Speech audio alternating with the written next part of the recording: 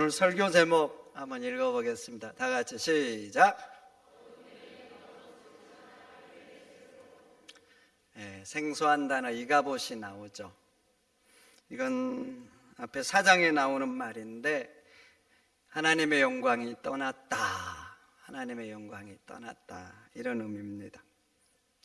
하나님의 따스한 숨결이 우리 삶 곳곳에 스며 있어야 되고, 하나님의 영광이 하나님의 성소에 있어야 되는 거예요. 그런데 하나님의 그 따스한 숨결이 이스라엘 중에서 말랐고, 하나님의 영광이 그들 중에서 떠났다는 겁니다. 그러니 이가봇은 비참하고 비극적인 단어이죠. 사무엘상 전반부는 사사기 끝자락에 있는 시대상이죠. 그런데 앞에 4장 가보세요. 블레셋과 전쟁에서 3만이 죽었습니다. 거의 한 지파의 사람이 죽은 거예요. 그런 이스라엘 어떻게 했습니까? 골목마다 마을마다 문틈에서 새어나는 그 통곡의 소리, 남편을 잃은 아내의 울부짖음이 어떻게 했어요? 아들을 잃은 부모의 그 처절한 그 절규는 어떻고, 아버지를 잃은 자식들의 그 아픔의 눈물은 어떻게 했냐고요. 그러니까 전쟁의 짐으로 해서 이스라엘 온 마을마다 통곡의 소리가 가득한 거예요. 그런데 또 봐보세요. 하나님의 임재의 상징인 법궤를 뺏겼습니다. 그리고 그것을 메고 나갔던 제사장 2명 죽고, 법궤가 뺏겼다는 소식을 듣고 실로의 성소를 책임지는 엘리 제사장은 깜짝 놀라서 일어서다가 뒤로 넘어져서 목이 부러져 죽었습니다. 이렇게 처참한 상황이잖아요. 처참한 상황이요. 근데 이런 처참한 소식을 엘리의 며느리가 듣고 있었어요. 그런데 하필 이때에 엘리 며느리가 해산의 진통을 시작하죠. 그리고 고통 속에서 울부짖는 소리가 뭐냐? 하나님의 영광이 떠났다. 하나님의 영광이 떠났다. 그리고 진통 중에서 아들을 낳고 그 아들의 이름을 이가봇이라고 한 것입니다. 이런 일련의 사건들을 보면 민족의 비극이죠. 한 무너진 가문에, 그리고 가정마다 비극이고 홀로 살아남은 한 여인의 비극이잖아요. 그런데 여러분, 믿음의 눈으로 보면 이보다 더 큰 비극이 있습니다. 그게 무엇인 줄 아세요? 전쟁의 증거 아닙니다. 법궤를 뺏긴 것도 아니에요. 이스라엘 중에서 하나님의 영광이 떠나간 것, 이게 진짜 비극인 것이죠. 우리도 살다 보면 힘든 일 당할 수 있습니다. 그래서 아프고 괴롭고, 엘리의 며느리처럼 그러면 통곡할 수 있어요. 아파서 고통스러워서 처절하게 몸부림칠 수도 있는 겁니다. 근데 진짜 비극은 그런 일을 통해서 우리 마음속에 하나님을 밀어내는 거예요. 온통과 하나님에 대한 불신을 마음속에 가득 채워서 우리의 심령 속에서 하나님이 거할 수 없게 하는 것, 그래서 우리의 마음에서, 우리의 삶에서 하나님의 영광이 떠나가는 것, 그게 진짜 비극인 것이죠. 그럼 어쩌다가 하나님 백성 중에서, 하나님 성소 중에서 하나님의 영광이 떠났을까요? 이스라엘 백성들이 도저히 하나님이 그들과 함께 거하실 수 없도록 만든 겁니다. 거할 수 없도록 한 가장 중요한 요인이 뭔가? 다른 것들도 있어요. 근데 가장 중요한 요인이 뭔가? 영적으로 외도를 했다는 것입니다. 아주 빈번하게, 그것도 세게. 그들 하나님 믿었어요. 그런데 하나님도 믿고 다른 신들도 믿는 거예요. 하나님을 믿는데 세상 성공을 위해서는 바알도 믿은 거예요. 세상의 쾌락과 즐거움을 위해서는 그들의 마음속에 아세라를 품고 산 겁니다. 하나님을 믿는데 다른 신들을 여기저기 두고 영적인 외도를 여기서도 저기서도 계속한 거예요. 하나님께서 이스라엘 백성을 자기 백성 삼았습니다. 그리고 출애굽 후에 약속의 땅에 들이셨어요. 그리고 그들에게 주신 첫 번째 계명이 뭐예요? 가장 중요한 계명이 뭡니까? 그 계명이 뭐예요? 나 외에 다른 신을 두지 말라는 거예요. 그리고 이 계명은 이 계명 상계명까지 이어집니다. 상계명의 핵심은 이렇죠. 하늘에 있는 것이나 땅에 있는 것이나 땅 아래 물 속에 어떤 것으로도 하나님을 만들면 안 된다는 것이었습니다. 신학자들은 이 계명을 신의 산 계약이라고 합니다. 계약은 서로 지켜야 효력이 발생하는 거예요. 그러니까 이 계명이 지켜져야 하나님은 이스라엘의 하나님이 되고 그들 가운데 거하시게 되는 거예요. 그래서 이스라엘 중에 하나님이 거하시게 되려면은 이스라엘 백성들이 이 계약을 지켜야 되는 거예요. 이 계약을 깨면 하나님 관계도 깨어지는 것이죠. 그런데 이스라엘이 그런 거예요. 하나님을 믿습니다. 하나님께 제사를 해요. 기도도 합니다. 그런데 틈만 나면 이방 신들을 두고 영적인 내도를 합니다. 그러니 하나님께서 어떻게 그들 가운데 있겠습니까? 그리고 또 하나 봐보세요. 하나님을 믿기는 믿는데 하나님은 저 구석지로 몰아넣는 거예요. 그리고 다른 신들을 내 마음에 채운 거죠. 그러니까 또 다른 심각한 문제가 발생한 거예요. 여러분, 하나님 주신 10계명 중에 가장 중요한 계명이 1계명입니다. 나 외에 다른 신을 두지 말라. 이게 지켜져야 다른 계명들도 지켜집니다.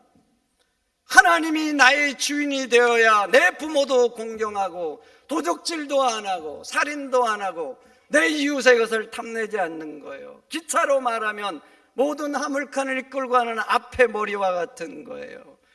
이 계명이 지켜지니까 보세요. 여러분 아셔야 됩니다. 하나님 믿는 사람들이 하나님 외에 다른 것으로 채우면 인간의 마음은 여지없습니다. 여지없습니다. 사사시대 사람처럼 예배하죠. 우리도 예배하죠. 사사시대 사람처럼 기도하죠. 그러나 결국 내 뜻대로 해버리고 감정 올라오고 욕망 들끓으면 결코 절제하지 못합니다. 결국 그대로 끌려가고 마는 거예요. 그래서 신앙은 하나님만 섬기는 게 중요합니다. 다시 사사시대로 가보세요. 성막 있는데 이제 그곳에 하나님 안 계시죠. 이제 성막이라는 껍질만 남은 거예요. 제사는 있는데 형식만 있고 기도를 하는데 본질은 없고 하나님의 이름으로 모였는데 하나님의 뜻은 없어요. 그렇게 다 썩은 거예요. 그러니 어떻게 이들을 하나님의 백성이라고 할 수 있겠습니까? 어떻게 하나님이 이들과 함께 할 수 있겠습니까? 그래서 이 시대가 이가봇이 되는 거예요. 그런데 이것은 사사시대뿐만 그런 게 아니에요. 유다 말기로 봐보세요. 망하기 직전 유다 말기, 솔로몬이 지은 웅장하고 화려한 성전이 있습니다. 그곳에서 하나님께 제사합니다. 그런데 말이죠, 하나님께 제사하는 그곳에 우상의 제단도 세웠어요. 우상의 제단을 세웠다는 것은 그곳에서 하나님께도 제사하는데 우상들에게도 제사를 한다는 것.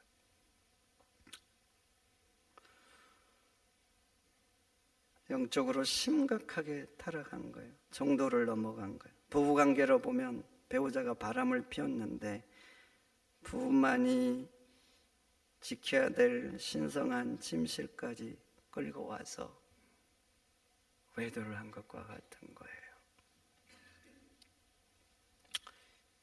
그래서 에스겔이 말합니다. 그 성전에서 여호와의 영광이 떠났다고. 여호와의 영광이 떠났다고. 여호와의 영광이 떠나니까 그 후에 어떻게 됩니까? 바벨론이 쳐들어와서 우상과 함께 바람을 피웠던 그 성전 완전히 파괴시킵니다. 그리고 그 성전에서 우상과 함께 외도했던 바벨론 백성들 바벨론으로 거의 다 끌려갑니다. 약속의 땅에서 이곳저곳 우상을 세워서 영적인 간음을 했던 그 땅은 황폐화되고 말죠. 성도 여러분 어떻습니까? 하나님을 믿는데 혹시 다른 우상 없는지요? 여러분들은 어떠세요? 천국 가는데 하나님은 필요해요. 좋아요. 그래서 하나님 믿잖아요. 근데 세상 성공을 위해서는 혹시 바알을 두고 있지 않으세요? 바알. 세상의 즐거움과 쾌락은 포기할 수 없는 것, 세상이 주는 달콤함은 포기할 수 없어서 내 마음에 아세라를 혹시 섬기고 있지 않는지, 품고 있지 않는지 한번 돌아보세요. 여러분들은 과연 어떻습니까? 어거스틴은 그 어머니 신앙과 기도를 보면서 돌아와야 됐다고 생각했어요. 그런데 그때쯤 내가 돌아올까 말까 이렇게 고민하던 그때 솔직한 기도가 그의 고백록 책이 있어요. 고백록. 이 책은 신학생들이 가면 필독서로 꼭 읽힙니다. 그 고백록에 이렇게 적혀 있습니다. 주여 저에게 정결과 절제를 주옵소서. 하지만 아직은 마옵소서. 아직은 그렇게 하지 말라는 거예요. 무슨 말입니까? 나에게 하나님이 필요하기는 한데 세상이 주는 달콤함 포기할 수 없다는 거예요. 제가 주는 이 쾌락들 아직은 포기할 수 없다는 거예요. 그래서 하나님이 필요하긴 한데 아직은 나에게 그렇게 하지 말라는 거예요. 아직은. 그런데 혹시 우리가 그렇지 않는지, 하나님을 믿는데 세상이 주는 달콤함 포기할 수 없어서 세상에 이것저것 우상들을 두고 있지 않는지. 그래요. 그런 삶은 이가봇의 삶이 되는 거예요. 그래서 신앙은 오직 하나님만 모시고 사는 겁니다. 성도 여러분, 하나님만 모시고 사시기를 축원드립니다. 그러면 다시 하나님의 성신이 함께 하시고 하나님이 돕는 에베네셀의 삶이 되면 어떻게 해야 될까요? 하나님의 영광이 있다는 가장 중요한 첫 번째가 뭐예요? 우상들 아닙니까? 그 원인을 제거해야죠. 그래서 사무엘이 3절에 말하죠. 3절의 말은 이 말이잖아요. 너희가 만일 하나님께 돌아오려거든 우상들을 다 버리고 하나님만 그만 섬기라 그러죠. 하나님만 섬기라. 여러분 그렇습니다. 이가봇의 비극이 끝나고 다시 하나님이 돕는 에베네셀의 삶이 되려면 이방신들 다 제거해야 됩니다. 다 제거해야 돼. 큰 수술을 받는 환자에게 의사가 말했어요. 앞으로 술 안 됩니다. 담배 안 됩니다. 짠 음식 안 됩니다. 그리고 일할 때 과로 안 됩니다. 그 말을 들은 환자가 말했어요. 내가 술과 담배는 어떻게든 끊어보겠는데 먹는 즐거움은 힘들 것 같습니다. 일하다 보면 또 과로가 됩니다. 그러니까 의사가 다시 말했어요. 그러면 수술해도 소용없습니다. 절반만 끊으면 죽습니다. 살려면 다 끊어야 됩니다. 그런데 이가봇의 삶을 끝내고 다시 우리가 우리 삶 가운데 하나님이 돕는 에베네셀의 삶이 되려면 우리도 마찬가지예요. 우상들 다 제거해야 돼요. 바알은 안 돼요. 하나님 이건 붙잡아야 됩니다. 내 세상의 즐거움을 위해서 아세라는 포기할 수 없어서 이러면 안 되는 거예요. 이러면 안 돼. 이러면 여전히 이가봇의 삶이 되는 거예요. C.S. 루이스의 순전한 기독교 몇 년 전에 오래전에 많은 성도들이 읽었어요. 그 순전한 기독교에서 C.S. 루이스가 이렇게 말하죠. 하나님은 우리의 일부만 원하지 않고 전부를 원한다. 그래요. 하나님은 우리의 일부만 원하지 않습니다. 우리의 전부를 원하는 거예요. 그러니 우상들 다 제거하시고 오직 하나님만 섬기시기를 축원드립니다. 오직 한 분이지만 우리 하나님은 전능하신 하나님. 그래서 한 분이지만 하나님 한 분이면 족합니다. 다른 신들이 필요 없어요. 한 분이면 족합니다. 그러니 한 분 하나님만 섬기시기를 축원드립니다. 그런데 감사한 것은 다 제거하라는 사무엘의 외침을 듣고 이스라엘 아멘으로 화답합니다. 그래서 오늘 4절은 이렇게 기록합니다. 이에 이스라엘 자손이 바알들과 아스타롯을 제거하고 여호와만 섬기니라. 아멘, 아멘. 다 버리고 제거하고 여호와만 섬겼다. 그리고 이스라엘 미스바에 모여서 금식하죠. 금식하면서 그들의 죄를 회개합니다. 그렇게 철저히 돌아와서 회개하니까 하나님이 당장 역사하시잖아요. 앞에 4장은 블레셋과 전쟁에서 법궤를 메고 나가서도 대패했습니다.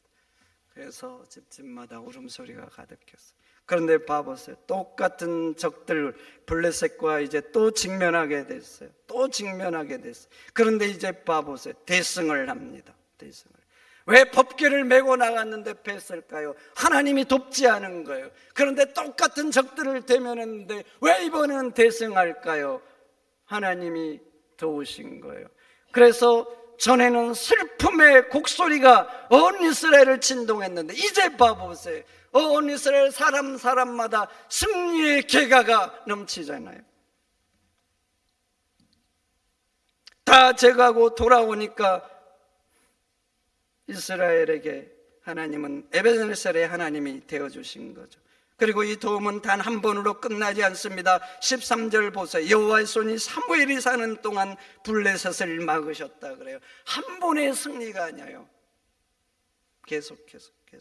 그리고 14절 보세요. 블레셋 사람 뺏겼던 성읍들 다 회복했다 그래요. 우상들을 두었을 때는 약속의 땅도 뺏기고 말았어요. 제거하고 돌아오고 오직 여호와만 섬기니까 그 약속의 땅을 하나님이 다시 회복시켜 주신 것입니다. 그리고 그 다음 봐보세요. 하나님이 계속 도우니까 어떻게 적들이 쳐들어오지 못해서 드디어 아모리 사람과 평화가 찾아왔다 기록하잖아요. 우상 제거하고 하나님만 전심으로 의지하니까 이가봇 시대가 끝나고 하나님 돕는 시대로 바뀐 거예요. 대하 7장 14절 말합니다. 내 이름으로 일컫는 내 백성이 그들의 악한 길에서 떠나 스스로 낮추고 기도하여 내 얼굴을 찾으면 내가 하늘에서 듣고 그들의 죄를 사하고 그들의 땅을 고칠지라. 회개하고 돌아와서 여호와를 구하면 그들의 죄를 사하고 그들의 땅을 고치겠다. 땅을 고치겠다. 하나님 말씀하셨는데 그 약속대로 해주신 거예요. 그래서 성도 여러분, 여호와만 섬기시기를 축원드립니다. 왜 이런저런 세상 우상들을 둡니까? 왜 그래요? 더 잘 살고 내 인생 더 행복하려고 그런 게 아닙니까? 그런데 사사기는 말합니다. 아니다. 그럼 너 인생 이가봇이 되고 너 인생 그러면 사사시대처럼 된다. 하나님 말씀한 거예요. 그러나 오직 여호와만 섬기면 천지를 창조하신 하나님의 능력이 손이 우리를 도우십니다. 도우시는 거예요. 그리고 사무엘 보세요. 승리를 경험하고 우리를 도우셨다고 돌을 세우고 그 이름을 에벤네셀이라고 합니다. 그런데 여기까지 도우셨다 그래요. 여기까지. 그런데 이 단어가 의미가 있어요. 지금 도우셨다, 오늘 도우셨다 그러면 주목 안 해도 돼요. 그런데 여기까지요. 여러분 봐보세요. 이스라엘 백성이 여기까지 오기까지 그 인생의 발자취를 보세요. 자랑스럽지 않습니다. 저치마다 죄가 얼룩져 있어요. 우상 숭배, 동족 상잔의 비거, 기타 등등. 근데 여기까지 도우셨다는 거예요. 무슨 말인 줄 아세요? 그런 삶을 살았어. 그런데 하나님을 제거하고 주님만 이방신들을 제거하고 여호와만 오직 섬기니까 이런 삶의 자체도 불구하고 하나님은 협력하여 선을 이루어서 여기에서 승리를 주셨다는 겁니다. 여러분 그렇지요. 우리 삶도 살다 보면 결코 자랑스럽지 못한 인생 스토리들을 기록하면서 합니다.